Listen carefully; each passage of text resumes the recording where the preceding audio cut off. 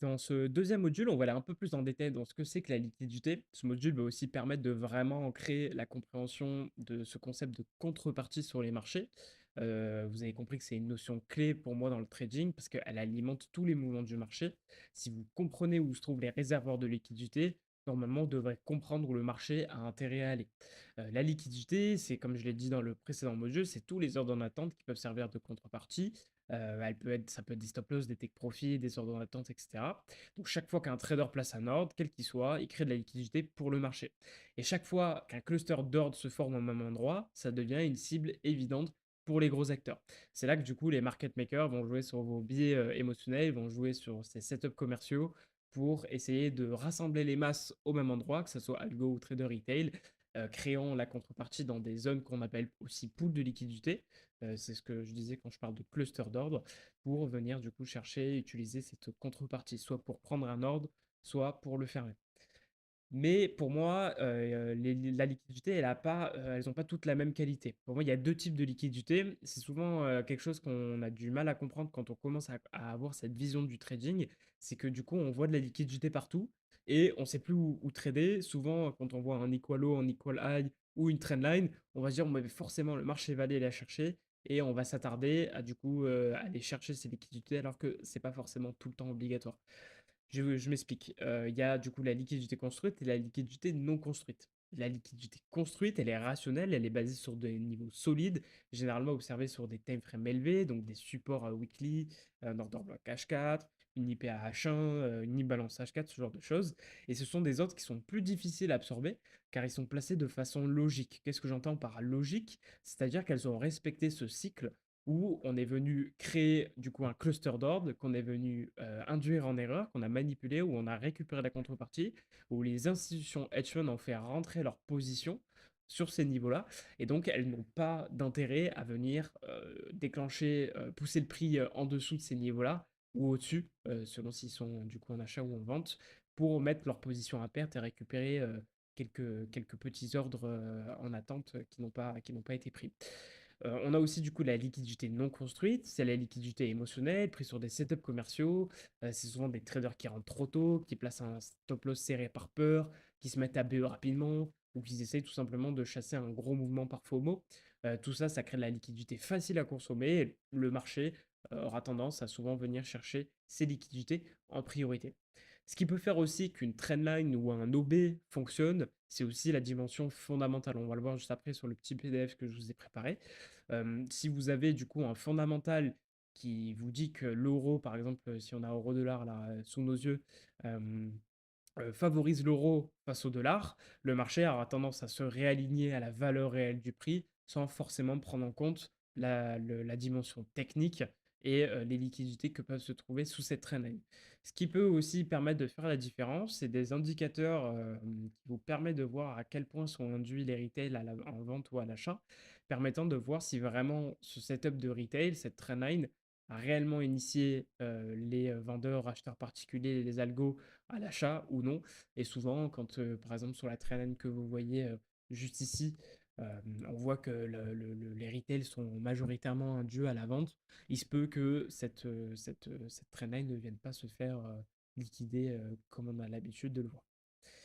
Donc, vous avez compris, le marché ne se déplace pas au hasard, il a toujours besoin de carburant pour se déplacer. Ce carburant, encore une fois, c'est la liquidité. S'il veut monter, il doit d'abord déclencher des ventes pour accumuler assez de contreparties. Encore une fois, quand il va déclencher des ventes, ça veut dire que derrière la contrepartie, ça va être un achat pour les institutions et les hedge funds qui représentent la majeure partie du marché. C'est pour ça que quand je dis il en parlant du marché, en fait, je parle souvent des institutions et des market makers. Et inversement, s'il veut descendre, il va d'abord déclencher des achats pour pouvoir vendre. Cela crée du coup un schéma récurrent, une purge de liquidité avant le vrai mouvement, purge de liquidité qui est souvent précédée par une phase d'accumulation d'inducement. Si vous voulez, il y a une analogie que j'aime bien utiliser pour comprendre ça. C'est comme un lanceur de baseball, pour envoyer la balle vers l'avant, le premier geste qu'il va faire, c'est d'envoyer son bras vers l'arrière. En envoyant son bras vers l'arrière, il va créer un maximum d'inertie pour que la balle parte le plus loin possible. Le marché, c'est exactement la même façon. Plus il va créer une manipulation dans le sens contraire en récupérant le maximum de contrepartie, plus il va pouvoir la fournir par des achats massifs qui vont faire que le mouvement qui va suivre va être du coup très volatile. Donc, on va aller voir directement un peu plus en détail, du coup, sur le PDF, comme je l'ai dit. Ici, vous voyez que le marché, il est du coup divisé, on va dire, en 3 phases. On va aller voir les phases juste après. Pour moi, il y en a 6, mais du coup, c'est pour ça que voilà, je l'ai pas illustré juste ici. Mais du coup, on aura la phase du coup de distribution. Donc, c'est là où le prix a émis un mouvement acheteur, où du coup, certains retail ont pu se placer et réaliser des profits, même s'ils trade des stratégies commerciales. C'est comme, encore une fois, cette image que je vous avais pris de l'entreprise qui vend un produit et qui le market. Là, c'est un peu la même chose. Le fait de montrer que de temps en temps ça marche, ça permet de garder du coup ses clients en haleine et de pas de se dire ah ouais non en fait c'est de l'arnaque, ça sert à rien que je continue ça. Le fait que de temps en temps ça fonctionne, ça permet du coup de créer un espèce de doute, de garder, de convaincre que c'est la bonne chose à faire et du coup de les enfermer dans cette vision commerciale du trading. Donc cette phase de distribution, elle va créer de la contrepartie, mais qui ne va pas servir à prendre un mouvement. Elle peut servir selon ce qui peut se passer ensuite au niveau fondamental, mais on va y revenir. Mais souvent, elle va servir en fait de contrepartie pour fermer les positions des institutions et des hedge funds.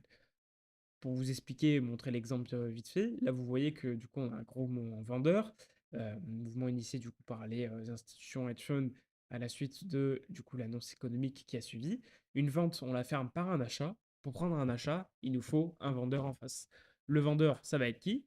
Ça va être tous les acheteurs qui sont rentrés au breakout, qui sont rentrés au retest des supports, enfin des résistances cassées devenues supports, rentrés sur de l'inefficience, rentrés sur cette IPA juste ici, ou sur le breaker qu'on a juste là, ou sur la trendline, vous voyez tous ces petits plus et ces traits verts juste là, je les mets en vert parce que ça symbolise du coup que les institutions hedge funds vont pouvoir prendre des achats là-dessus. Soit, encore une fois, prendre des achats pour continuer une tendance établie qu'on a pu avoir précédemment, ou soit des achats qui vont servir de contrepartie pour enfin des achats qui vont fournir la contrepartie des stop loss vendeurs, tout simplement. Donc en rouge, c'est là que je sais qu'elles vont majoritairement prendre des ventes. En vert, je sais que c'est là que les institutions hedge funds vont prendre majoritairement des achats. Et tous les plus que vous voyez là, c'est ces fameuses liquidités, ce carburant que le marché veut fournir parce que son but, c'est d'aller chercher la demande, comme on a vu dans le premier module. Donc ça, c'est la phase de distribution. Ensuite, va arriver la phase d'accumulation, qui est pour moi du coup la phase d'inducement, où on va justement induire en erreur et venir chercher les dernières contreparties pour pouvoir initier le vrai mouvement. Encore une fois, ça peut être un switch de tendance, un reversal, dans le sens où on a une phase du coup de début de distribution, une phase de spéculation bullish, pardon, où le marché venait d'en bas, suivi par une phase de début de distribution qui va être ensuite suivie par une phase de prise de profit. Cette phase de prise de profit, elle peut être induite de deux façons différentes. Soit parce qu'au niveau technique, on a de la contrepartie à venir récupérer, on doit récupérer de l'inertie parce qu'on n'a plus assez de carburant pour aller chercher des plus hauts. Donc ça peut être encore une fois une manipulation, un inducement de toute cette zone-là pour faire croire un mouvement baissier pour qu'au final on ait un retournement juste ici. Ou alors ça peut être tout simplement une annonce économique avec des datas qui montrent que l'actif qu'on est en train de trader est tout simplement surévalué par rapport à la valeur réelle de l'actif. Par exemple, pour l'euro, on a un PIB qui sort, PIB de l'Europe qui sort, je sais pas, 4 points en dessous de ce qui était attendu, ce qui n'arrive pas, mais voilà, c'est pour extrapoler les choses. Et donc le marché aura tendance tout simplement à se réaligner. Les hedge funds institutions vont recouper leurs positions acheteuses, donc vont prendre des ventes. Encore une fois, pour couper ces positions acheteuses, par des ventes, il faut la contrepartie qui est donc un achat.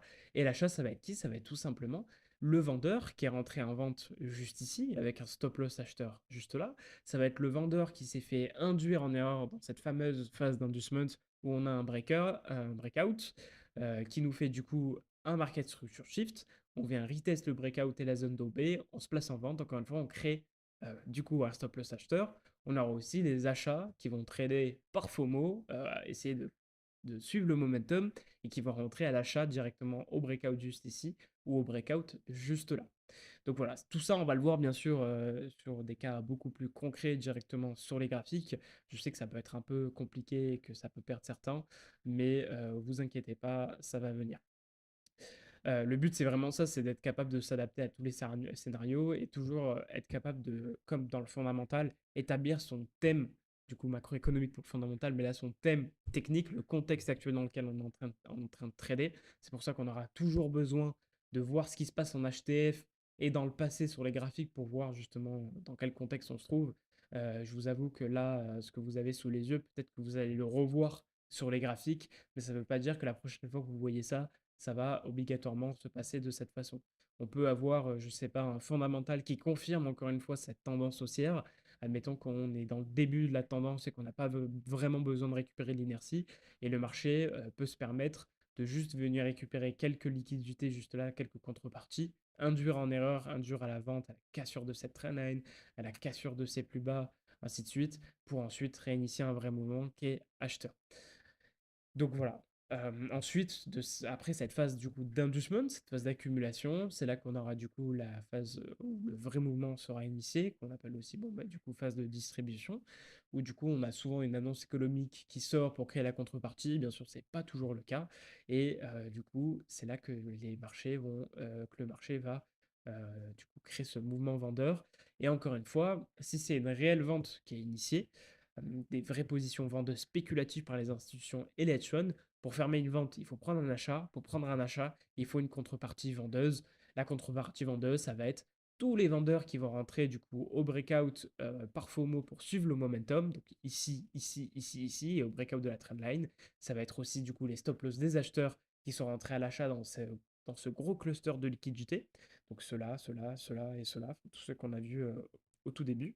Et du coup le cycle est bien respecté et les marchés, les institutions actuelles vont pouvoir fermer leur position et ensuite de savoir si on aura un retournement, une continuation de ce mouvement, qu'on va revenir mitiquer de cette OB. Encore une fois, ça va être la dimension fondamentale qui va décider de tout ça. Est-ce que les datas confirment ou est-ce qu'elles réfutent le thème macroéconomique établi? Et là, du coup, c'est ce qui, du coup, initiera le prochain mouvement. Donc voilà, j'espère que c'est pas trop compliqué, ça fait beaucoup d'informations d'un coup. Comme j'ai dit, voilà, on va aller un peu plus encore en profondeur avec tous ces concepts. On va analyser tout ça après ensuite sur des cas pratiques directement sur les graphiques. L'essentiel, c'est vraiment de comprendre cette mécanique, cette structure simple. Ensuite, dès que vous aurez du coup accès aux informations qui vous permettent de comprendre un peu mieux la dimension fondamentale et que vous aurez du coup la capacité d'allier les deux, c'est là que vous allez voir tout sera beaucoup plus clair pour vous sur les marchés.